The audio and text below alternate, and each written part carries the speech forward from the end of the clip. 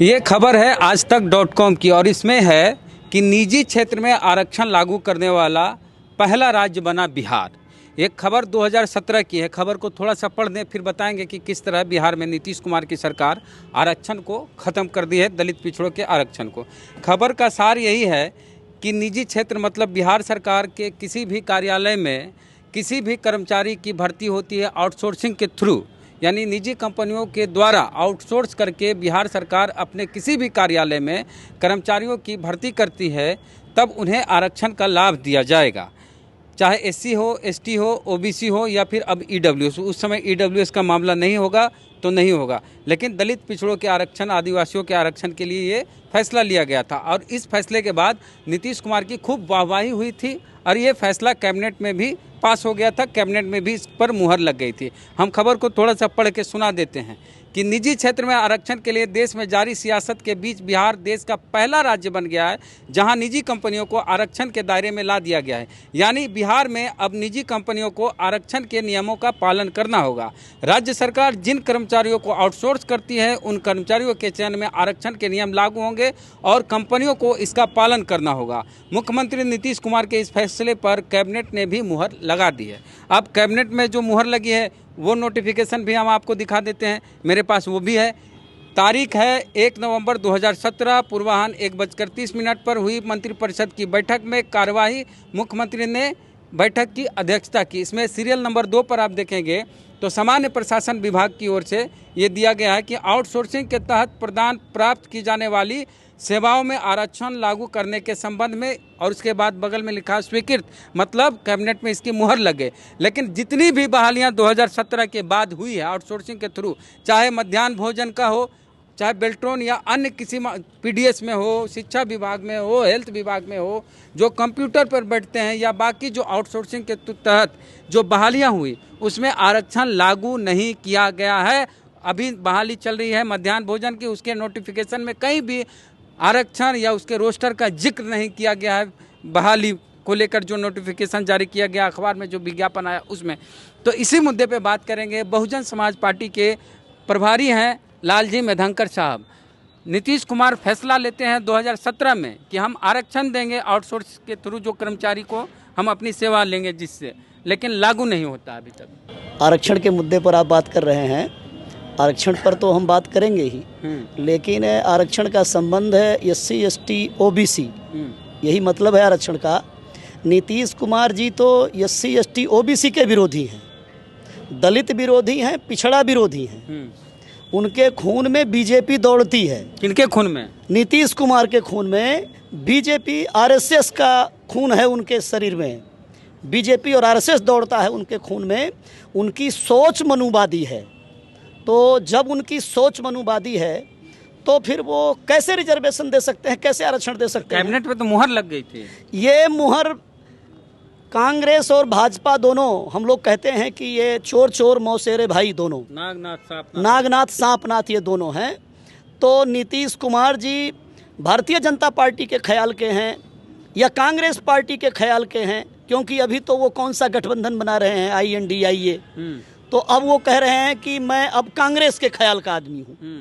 इसके पहले वो कहते थे कि मैं भाजपा के ख्याल का आदमी हूँ, वो NDA में शामिल हुए थे। और यहाँ बिहार में जो है उन्होंने भाजपा के समर्थन से भाजपा की गोदी में बैठ करके उन्होंने इधर सरकार भी चलाया। हम आरक्षण पर ही रहेंगे सर, बहुत संवेदनशील मुद्दा है, क्योंकि ये लोग कहते हैं कि मोदी सरकार आरक्षण खत्म कर रही है। मैं आपके जो है माध्यम से, चैनल के माध्यम से, तो मैं उसी को डिफाइन करने के लिए बात कर रहा हूँ आरक्षण के मुद्दे पर। ये जो मनुवादी दल हैं, जो इनकी सोच है, तो एक उदाहरण देना चाहेंगे। जो आपने कहा 2017 में इन्होंने घोषणा किया, अपना इन्होंने प्रोसीजर पास किया कि हम आरक्षण दे देंगे। कांग्रेस पार्टी पहले सत्ता में रही है, भाजपा सत्ता में रही है।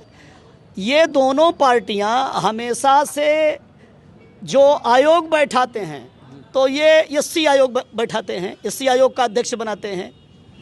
ये महिला आयोग बैठाते हैं, उसका अध्यक्ष बनाते हैं।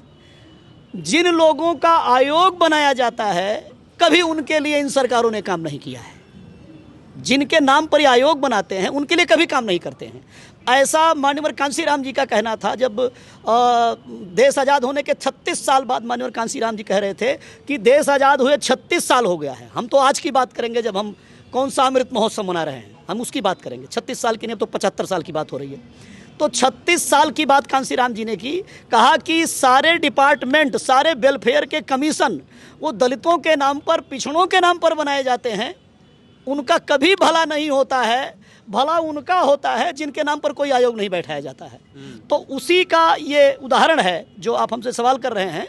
इन्होंने आउटसोर्सिंग में या जो प्राइवेट कंपनियां हैं उनमें प्रावधान तो कर दिया इन्होंने, तो वोट लेने के लिए प्रावधान कर दिया, लागू करने के लिए प्रावधान इन्होंने नहीं किया था, इसलिए उसको ये लागू नहीं कर सकते हैं। आरोप लगा रहे हैं अभ्यर्थी की पैसा के पाठक तक पहुंच रहा है।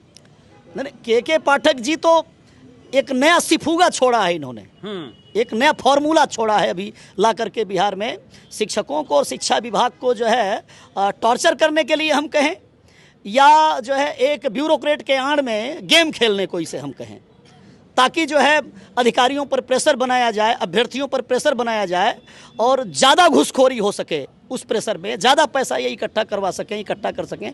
ये इनका षड्यंत्र होगा के पाठक के माध्यम से। तो आप रिजर्वेशन की बात कर रहे हैं, तो ये रिजर्वेशन क्या देंगे? अगर ये रिजर्वेशन देते, रिजर्वेशन इनकी मंशा होती, तो ये इतने सारे आउटसोर्सिंग और संविदा कर्मी क्यों रखते?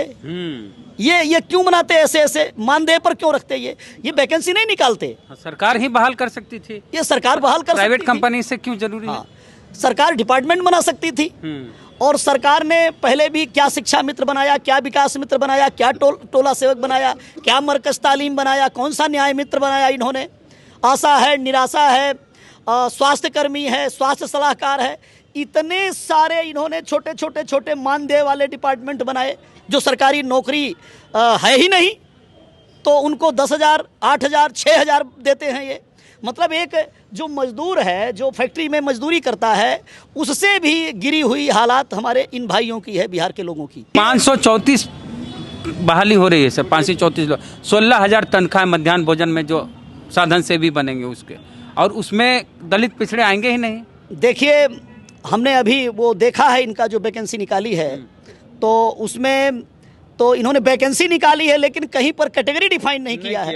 SC ST OBC की कोई कैटेगरी डिफाइन नहीं किया है, तो इन्होंने तो रिजर्वेशन का प्रावधान ही उसमें नहीं किया, तो टोटल उसमें जनरल कास्ट के, अपर कास्ट के लोग भरे जाएंगे। तो इन्होंने तो अभी जो वैकेंसी सारी निकाली है तो इन्होंने तो डिनाई कर दिया रिजर्वेशन को। तो ऐसे में हम बहुजन समाज पार्टी के केंद्रीय प्रभारी होने के नाते हम जो है ये आह्वान करेंगे बिहार की जनता से भी, और सरकार को भी कहना चाहेंगे, और खासकर इनके मंत्री जी की लोगों को भी कहना चाहेंगे कि भाई आपके मुख्यमंत्री जी इतनी बड़ी अनैतिकता बरत रहे हैं और वो पूरा रिजर्वेशन सिस्टम उन्होंने लागू नहीं किया, या उसमें वैकेंसी निकालते समय ही प्रावधान नहीं किया, तो आपको अपने मुख्यमंत्री से आप अपने विरोध दर्ज कराना चाहिए और बात करना चाहिए। बहुजन समाज पार्टी की ओर से हम विरोध दर्ज करवा रहे हैं आप मीडिया बंधु के माध्यम से। अगर ये नहीं लागू करेंगे तो फिर हम इस पर आंदोलन भी करेंगे, हम जनता के बीच में जाएंगे और नीतीश कुमार जी की इस जो है जो बद कानूनी स्थिति है या जो रिजर्वेशन समाप्त करने को लेकर के है, उस पर हम जो है अपनी बात को रखेंगे। और ये जो वैकेंसी अभी चल रहा है साक्षात्कार, उसको रद्द कराएंगे क्या आप लोग? हम सरकार में नहीं हैं, सरकार ये चला रहे हैं, हम तो इनकी सरकार गिराने की बात करते हैं। तो हम सरकार इनकी गिराने की बात करते हैं, तो इस मुद्दे को लेकर हम जनता के बीच में जाएंगे, जनता को तैयार करेंगे और हम इनको नंगा करने की कोशिश करेंगे कि इन्होंने जो 2017 में इन्होंने पास किया, आज जब ये वैकेंसी निकाल रहे हैं आउटसोर्सिंग वाली, तो फिर ये उसमें आरक्षण का प्रावधान क्यों नहीं कर रहे हैं। तो बहुत बहुत शुक्रिया बातचीत के लिए। तो पूरी बातचीत को लेकर आपका क्या कहना, प्रतिक्रिया दीजिए कमेंट बॉक्स में। फेसबुक पे वीडियो देख रहे हैं, पेज को लाइक फॉलो नहीं किया कर लीजिए। यूट्यूब पे वीडियो देख रहे हैं, सब्सक्राइबर नए घंटी बजा कीजिए। जय भीम, जय भारत।